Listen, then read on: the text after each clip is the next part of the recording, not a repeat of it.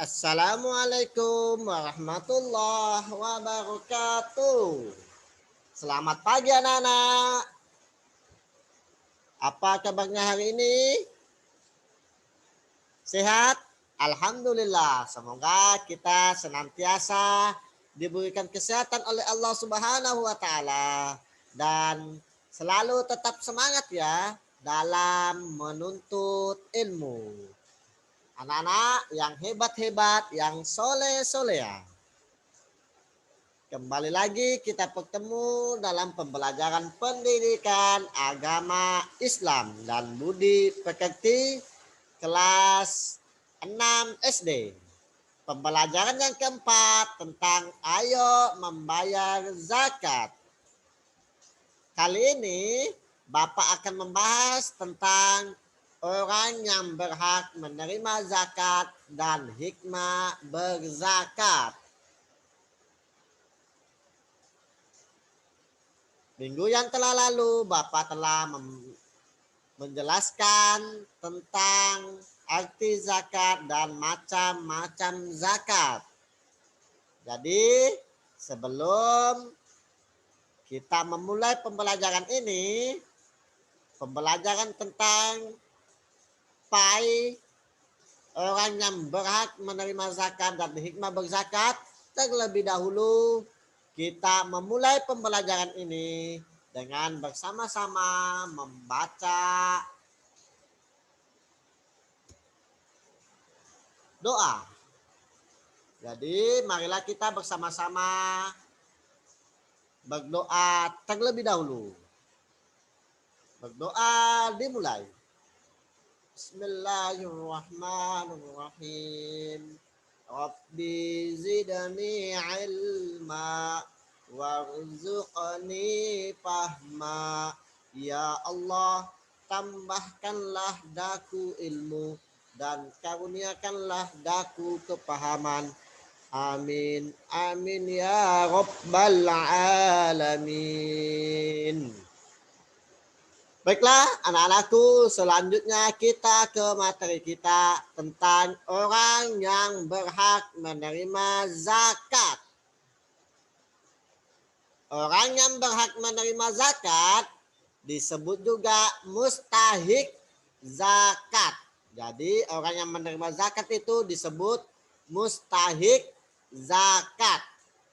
Allah telah menetapkan golongan orang yang berhak menerima zakat. Ada 8 golongan. Sesuai dengan Quran surah At-Taubah ayat 60 yang artinya sesungguhnya zakat itu hanyalah untuk orang-orang fakir, orang miskin, amil zakat dan lunakkan hatinya atau mu'allaf untuk memerdekakan hamba sahaya, untuk membebaskan orang yang berhutang, untuk jalan Allah Subhanahu wa taala, untuk orang yang sedang dalam perjalanan sebagai kewajiban dari Allah Subhanahu wa taala.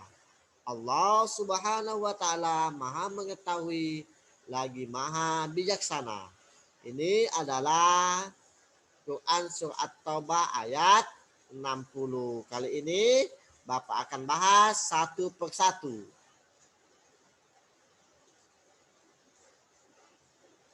Selanjutnya, 8 golongan orang yang berhak menerima zakat. Ada 8 orang yang berhak menerima zakat. Yang pertama, orang fakir, yaitu orang yang amat sengsara hidupnya, tidak mempunyai tenaga dan harta untuk memenuhi kebutuhan hidupnya. Jadi orang yang fakir ini adalah orang yang berhak menerima zakat. Adapun yang kedua, orang miskin, yaitu orang yang tidak cukup penghasilan untuk memenuhi kebutuhan sehari-hari. Jadi antara orang miskin dan orang fakir ini hampir sama pengertiannya ya, tetapi kalau orang fakir itu sangat-sangat sengsara dalam hidupnya untuk hari ini saja, itu belum tentu bisa memenuhi kebutuhan hidupnya. Ya, kalau orang miskin itu tidak cukup penghasilan untuk memenuhi kebutuhan sehari-hari. Ya. Selanjutnya yang ketiga adalah pengurus zakat. Pengurus zakat itu disebut juga amil. Amil adalah pengurus zakat, yaitu orang yang diberi tugas untuk mengumpulkan dan membagikan zakat. Jadi pengurus zakat atau amil ini adalah orang yang berhak menerima zakat. Yang keempat,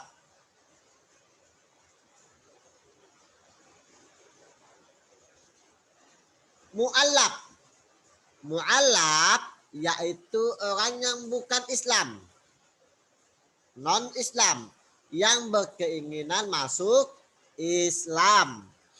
Untuk masuk Islam dan orang yang baru masuk Islam yang imannya masih lemah, ini yang berhak menerima zakat. Yang keempat adalah orang yang mu'allaf, orang yang masuk Islam, yang masih lemah imannya, itu berhak menerima zakat. Yang kelima, orang berhutang, yaitu orang yang berhutang karena untuk kepentingan yang bukan maksiat. Ingat, orang yang berhutang itu orang yang untuk kebutuhan, kepentingan, tapi bukan untuk maksiat. Dan ia tidak sanggup membayarnya. Orang yang berhutang untuk memelihara persatuan umat Islam. Jadi orang yang berhutang ini yang tidak mampu membayar untuk memelihara persatuan umat Islam, maka orang yang berhutang itu adalah merupakan orang yang berhak menerima zakat. Jadi orang yang berhutang itu adalah bagian orang yang berhak menerima zakat. Itu yang kelima. Selanjutnya, yang keenam. Yang keenam adalah orang yang berjuang pada jalan Allah Subhanahu wa taala, fi sabilillah, yaitu orang yang berjuang untuk keperluan pertahanan Islam di zaman Nabi Muhammad sallallahu alaihi wasallam.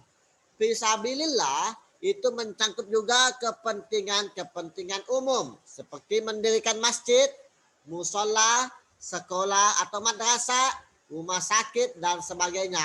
Ini juga termasuk orang yang menerima zakat, yang berhak menerima zakat, yakni orang yang berjuang pada jalan Allah atau fisabilillah. Bisa juga untuk kepentingan umum ya, seperti mendirikan masjid, musola, sekolah atau madrasah, rumah sakit dan sebagainya. Selanjutnya, yang ketujuh, hamba sahaya. Hamba sahaya yaitu budak yang harus dimerdekakan.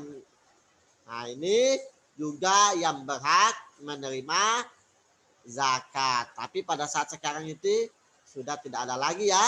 Ini pada zaman Rasulullah Shallallahu Alaihi Wasallam dan para sahabat ya. Itu nomor 7. Yang kedelapan, yang terakhir adalah Ibnu Sabil. Ibnu Sabil adalah seorang anak yang sedang menuntut ilmu, namun kesulitan dalam pembiayaan. Ini juga yang berhak menerima zakat. Jadi seorang anak yang menuntut ilmu, yang tidak mempunyai biaya ya pendidikannya, apalagi dia menuntut ilmu agama ke pesantren, masuk pesantren, maka anak tersebut berhak mendapatkan zakat. berhak menerima zakat. Itu adalah yang ke-8 adalah Ibnu Sabil. Itu adalah 8 golongan yang berhak menerima zakat.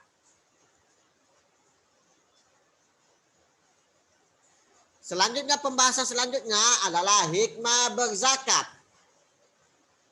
Hikmah berzakat yang pertama adalah membersihkan harta dan jiwa pembayar zakat dari sifat kikir, tamak, dan rakus. Jadi sesungguhnya harta yang kita miliki itu juga ada hak orang yang tidak mampu. Dengan cara kita membayar zakat, maka harta kita bisa bersih dan terhindar dari segala macam sifat kikir, tamak, maupun rakus. Yang kedua, membantu orang kesusahan atau kesulitan dari segi ekonomi. Dengan kita berzakat, maka kita membantu orang yang kesusahan, kesulitan dari segi ekonomi. Yang ketiga adalah hikmah berzakat adalah mendorong manusia untuk berjiwa sosial dan peduli kepada sesama, karena kita adalah manusia yang sosial, tidak bisa hidup tanpa bantuan orang lain. Jadi dengan kita berzakat, maka kita ada empati, ada peduli terhadap sesama manusia. Yang keempat, mendorong manusia untuk bersikap jujur dan bertanggung jawab atas harta yang dimilikinya. Nah, jadi sudah Bapak jelaskan tadi bahwasanya harta yang kita miliki itu ada hak orang yang tidak mampu. Yang terakhir adalah yang kelima, mengingatkan manusia bahwa harta dan kekayaan hanyalah titipan dari Allah Subhanahu wa Ta'ala. Jadi segala yang kita miliki itu hanyalah titipan Allah Subhanahu wa Ta'ala. Sewaktu-waktu pemiliknya siapa? Allah Subhanahu wa Ta'ala ingin mengambil titipan itu, maka sebentar saja, kalau karena Allah Maha berkehendak. Maka ingatlah, harta kekayaan yang kita miliki jangan sombong, itu hanyalah titipan dari Allah Subhanahu wa Ta'ala. Kiranya hanya ini yang dapat Bapak sampaikan pada pertemuan kali ini tentang 8 golongan orang yang berhak menerima zakat dan hikmah berzakat. Jadi mudah-mudahan apa yang Bapak sampaikan itu bermanfaat di dunia, lebih-lebih bermanfaat di akhirat. Amin, amin ya rabbal alamin. Marilah kita bersama-sama menutup pembelajaran ini dengan bersama-sama membaca alhamdulillah, alhamdulillahi rabbil alamin. Sekian dan sampai bertemu kembali, dan Bapak tutup wabillahi taufiq wassadah. Wassalamualaikum warahmatullahi wabarakatuh.